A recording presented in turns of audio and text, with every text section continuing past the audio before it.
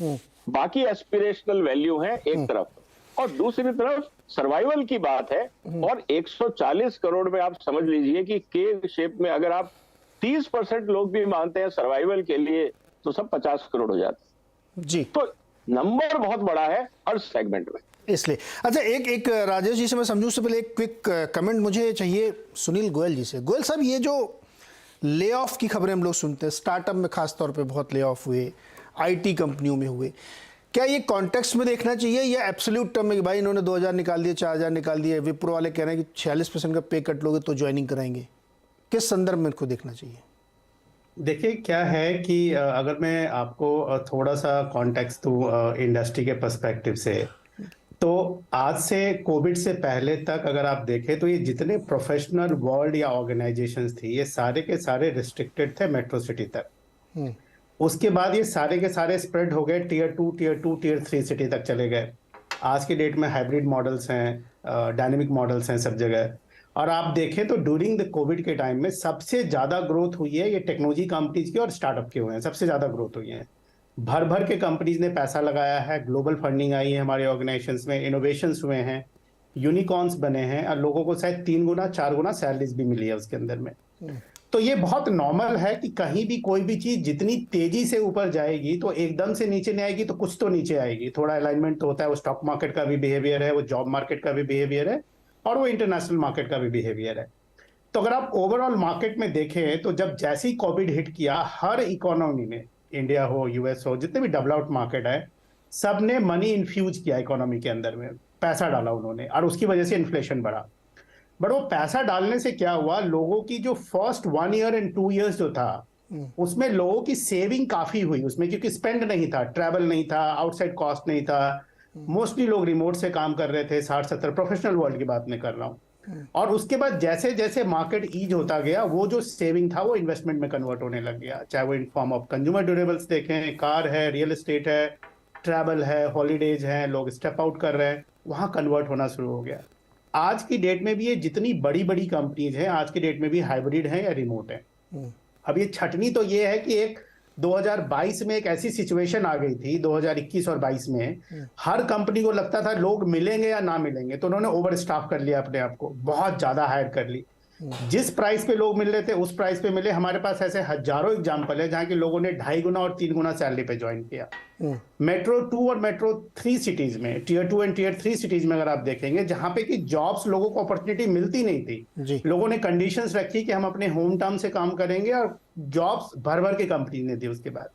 तो अगर आप देखेंगे कोविड के बाद माइंडसेट तो जरूर चेंज हुआ है लोगों ने, कि सबको लगा कि यार ज्यादा सेविंग करने से कुछ होगा नहीं, कर लो, पता नहीं लाइफ में क्या होगा नहीं होगा, ये तो एक माइंडसेट चेंज है। बट उसके अलावा जो अर्निंग हुई लोगों की प्रोडक्टिविटी बढ़ी, ट्रैवल पे टाइम रिड्यूस हुआ, रियल एस्टेट पे प्रेशर थोड़ा रिड्यूस हुआ, मेट्रो से टीयर 2 टीयर 3 सिटी की तरफ लोग गए, तो वहां पे जो स्प्रेड हुआ, इससे ओवरऑल एक ग्रोथ मिली है मार्केट को, ओवरऑल ग्रोथ मिली है। अब मैं आ जाऊं कि करंट मार्केट सिनेरियो में जो ले ऑफ्स चल रहे हैं, देखिए ये ले ऑफ हुए हैं ओवर हायरिंग की वजह से, ओवर प्राइसिंग की वजह से। क्योंकि इंडिया का जो मार्केट है, स्पेशली जो आपने टेक्नोलॉजी कंपनीज के नाम बता रहे हैं, विप्रो है या इन्फोसिस है या टीसीएस है, जितनी कॉग्निजेंट है, जितने भी कंपनीज हैं, ये सारी ग्लोबल मार्केट को सर्विसेज प्रोवाइड करती है। आज की डेट में यूएस की इकोनॉमी स्लो डाउन हो गई है काफी ज्यादा, वहां पे हायरिंग से और सर्विसेज थोड़ा रिड्यूस हुआ है। ऑब्वियसली बहुत नेचुरल है कि डायरेक्ट इंपैक्ट होगा इंडिया के मार्केट पे, in especially in IT and IT services companies पे, और यहाँ पे लोगों की डिडक्शन होगा, कॉस्ट में कटिंग होगी, इंक्रीमेंट्स थोड़ा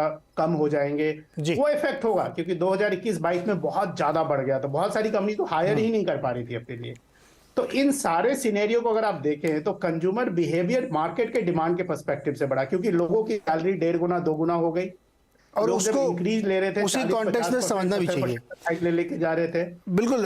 जितने भी एक हॉस्पिटैलिटी मार्केट थे, वहां पे कुछ हैपनिंग्स नहीं थी, तो उन सब का कंसोलिडेशन का इंपैक्ट हमको 2022 के एंड या 23 में देखने को मिल रहा है। और गोयल जी, एक आज बात आप कह रहे हैं ना, जैसे हम लोग इंटरनेशनली खबर पढ़ते हैं कि अमेजॉन ने अपने कुल स्ट्रेंथ का 3-5% लोगों को ले ऑफ कर दिया, एकदम इंटरनेशनल हेडलाइन बन गई।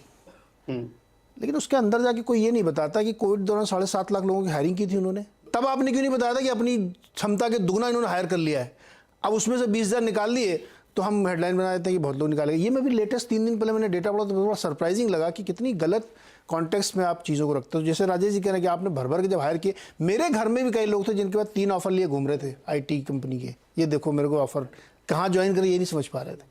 तो अब वो अलाइनमेंट सही वर्ड है कि वो अलाइन कर रहा है अपने आप को कि आपने इतना ओवर किया था तो थोड़ा सा नीचे आएगा। राजेश जी एक सवाल और समझाइए फिर आप हमें, क्या ये जो इस तरह की रिकवरी जो इस समय ज़्यादा एब्रेशन के साथ हमें दिख रही है, जिसको हम आलोचना करने की कोशिश कर रहे हैं, ये होती रहती है, ये क्या हमेशा नहीं थी? पहले नहीं होती थी कि पहले हमेशा मर्सिडीज़ कारें हर साल बिकती रहती थी, हम उसका जिक्र नहीं करते थे?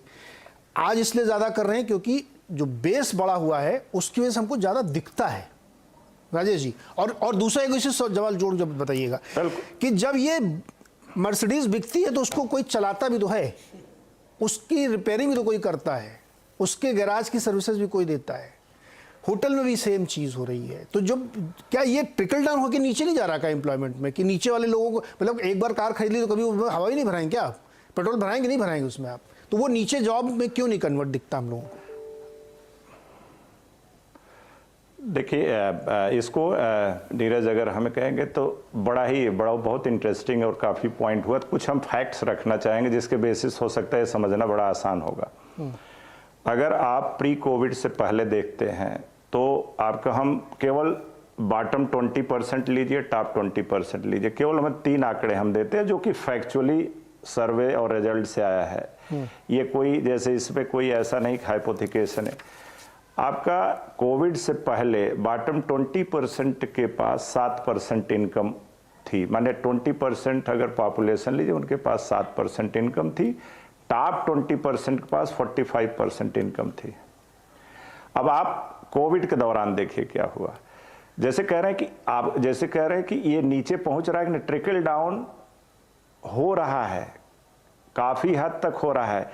आपका जब कोविड आया तो उस समय बॉटम में यही 7% घट करके 3% हुआ और आपके टॉप वालों के 45 से बढ़ करके आपका जाकर के 54% हो गया। माने रिच, जैसे इनकम की बात करें, 100 रुपया इनकम है तो कोविड के समय 54 रुपीज जो है टॉप 20% के पास थी, केवल 3 रुपया आपके पास बॉटम का रहे। रिकवरी 2023 में जो अभी हम लोगों का डेटा आया है, ये 3% फिर बढ़ करके 5% पे पहुंची है। अभी माने जो पहले जो जितना था कोविड से पहले, अभी उसमें भी अभी 2% का डिफरेंसेस आ रहा है।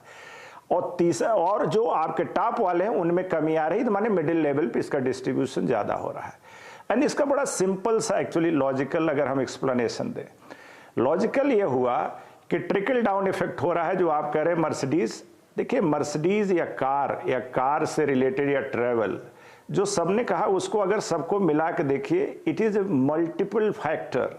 लोग घर में बैठे हुए थे,